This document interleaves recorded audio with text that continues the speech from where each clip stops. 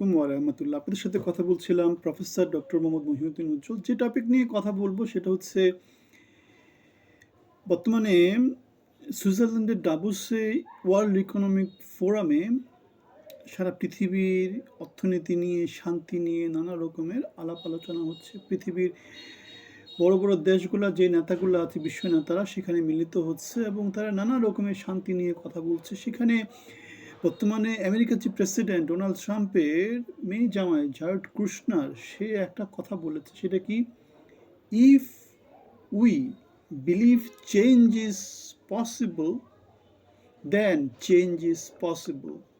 সে বলেছে, if we believe peace is possible then peace is possible. মানে যেটা বলতে চাচ্ছি সেটা হচ্ছে, আপনি যদি কোনো কিছু বিশ্বাস করেন, আপনি যদি সেভাবে কাজ করেন, শুধুমাত্র তখনই পরিবর্তন সম্ভব। ডেফিনেটলি আপনি যদি দিবাস্বপ্ন না দেখেন, আপনি যদি প্রতারণা না করেন, আপনি যদি নিজের সাথে নিজে প্রতারণা না করেন, জাতির সাথে প্রতারণা না করেন, তাহলে আপনি যেটা বলবেন সেভাবেই কাজ করবেন। আমরা এই জিনিসটা দেখতে পেয়েছি শহীদ প্রেসিডেন্ট জিয়াউর রহমানের কাছে। তিনি জাতির সাথে প্রতারণা করেননি। উই রিভোল্ট, জীবন বাজি রেখেছিলেন স্বাধীনতা সংগ্রামে। তিনি সিপাহী বিদ্রোহের মধ্য দিয়ে, সিপাহী বিপ্লবের মধ্য দিয়ে তিনি ৭৭-এ বাংলাদেশের ক্ষমতায় আরোহণ করেন এবং বাংলাদেশকে সত্যিকার উন্নয়নের পথে কিন্তু তিনি বাংলাদেশকে চালিত করেছিলেন। এবং ৮১-তে তিনি বিপদগামী কিছু সেনা সদস্যের হাতে চিটাগাংয়ে নিহত হন, কিন্তু তার জীবনটা ছিল কর্মময়। অতি সংক্ষিপ্ত জীবনে তিনি যে যে কাজগুলো করেছেন, প্রত্যেকটা কাজ, কোনোটা কাজেই বিতর্কিত ছিল না। কেউ আঙ্গুল তুলে কথা বলতে পারেনি, কেউ বলতে পারেনি যে তুমি এটার জন্য খারাপ করেছো। তখনকার দিনে তার জানাজাতে বাংলাদেশে যত লোক উপস্থিত হয়েছিল, সেটা ঐতিহাসিক একটা রেকর্ড। এই সময় যদি সেটা হতো, সেটা মনে হয় বৈশ্বিক রেকর্ড হয়ে যেতে পারতো। কেননা তখনকার বাংলাদেশের লোক সংখ্যা ছিল ৮ থেকে ১০ কোটি, এখন বাংলাদেশের লোকজন হচ্ছে ২০ কোটি।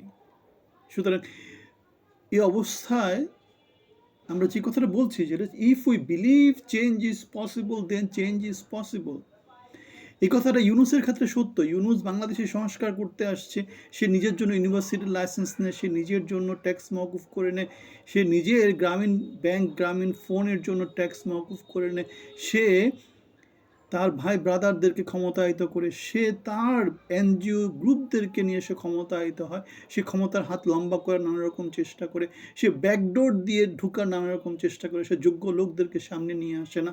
সে চোর বাটপার দিয়ে নতুন একটা ক্রিপ্টোক্রেসি তৈরি করেছে, যেখানে চোররাই রাজত্ব করছে।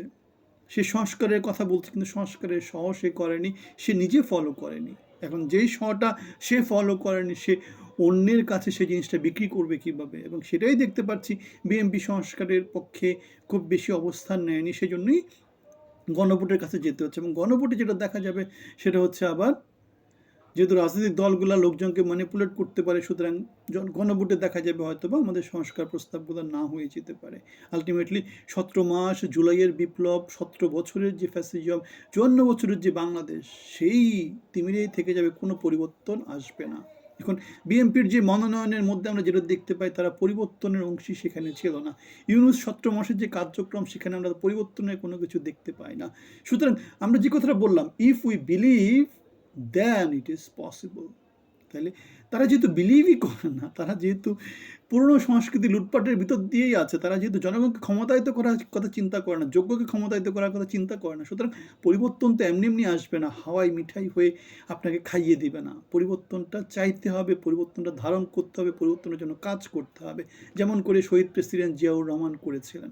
এখন তারেক রহমান বলছে family card, health card, youth এটা ওটা, প্রফেশনালস, অনেক হাজার রকমের কিচ্ছা কাহিনী দিচ্ছে, কিন্তু তাদের নেতৃত্বের মধ্যে তারা পরিবর্তন আনছে না। চোর ডাকাত যারা পালিয়েছিল তাদেরকে নিয়ে আসছে, তারা যোগ্যদেরকে নিয়ে আসতেছে না, তারা আমাদের মতো লোকদেরকে মনোনয়ন দিচ্ছে না, তারা ঋণ খেলাপিদেরকে মনোনয়ন দিচ্ছে, তারা দ্বৈত নাগরিকদেরকে মনোনয়ন দিচ্ছে, তারা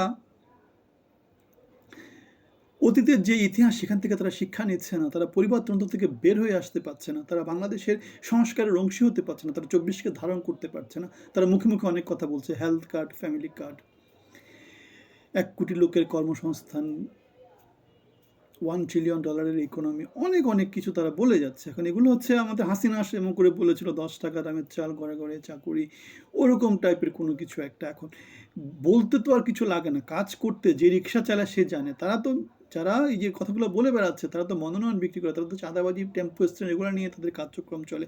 তারা লুটপাটের অংশী, তারা না করেছে পড়াশোনা, না করেছে বিজনেস, না করেছে কি করেছে? তারা জনগণের শক্তিতে, জনগণের রক্তে তারা রক্তাক্ত না হয়ে কি করেছে তারা?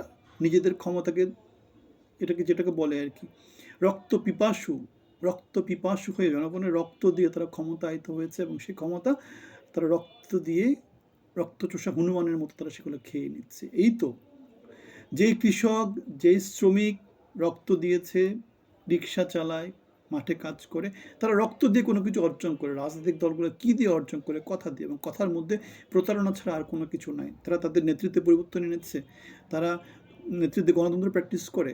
তারা কি করে? তারা এই দল যায় ওই দল আসে, এই দল যায় ওই দল আসে। তার মানে এক দল খায়, অন্য দল বঞ্চিত হয়, অন্য দল খায়, অন্য দল বঞ্চিত হয়, এভাবেই চলতে থাকে। আর বাংলাদেশের জনগণের তো বঞ্চনা ছাড়া অন্য কোনো কিছু তাদের নাই, কেননা তারা দলের মধ্যেও নাই। আলটিমেটলি তারা সব দলের সময় তারা কী খায়? মারা খায়, বঞ্চিত হয়। এই তো সংস্কৃতি। তাহলে এই যে প্রেসিডেন্ট ডোনাল্ড ট্রাম্পের মেয়ে জামাই যে কথাটা বলল, you have to believe, you have to carry it, you have to live inside out the same.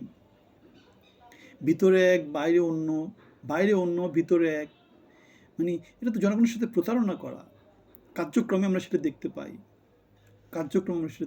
জনগণের সাথে তারা একাত্ম হতে পারছে না। তারা রাজতন্ত্রের মতো দূরত্ব ধীরে ধীরে বাড়াচ্ছে, এবং ধীরে ধীরে সেটা বাড়তেই থাকবে। আমরা দেখেছিলাম শহীদ জিয়াউর রহমানকে, দেখতেছিলাম খাল কাটা কর্মসূচির লোকজনের মাঝে চলে যেত। আমরা এরশাদকে দেখেছিলাম লোকজনের মাঝে চলে যেত না। হাসিনাকে দেখতাম, খালেদাকে দেখতাম, লোকজনের মাঝে চলে যেত। পরবর্তীতে সংস্কৃতি চেঞ্জ হয়েছে, সব কিছু নষ্ট হয়ে গেছে। এবং হুমায়ুন আজাদের কবিতার মতো বলতে হয়, সব কিছু নষ্টদের অধিকারে আছে, নষ্টদের অধিকারেই থাকবে। নষ্টরাই দেশকে শাসন করেছে এবং শাসন করবে।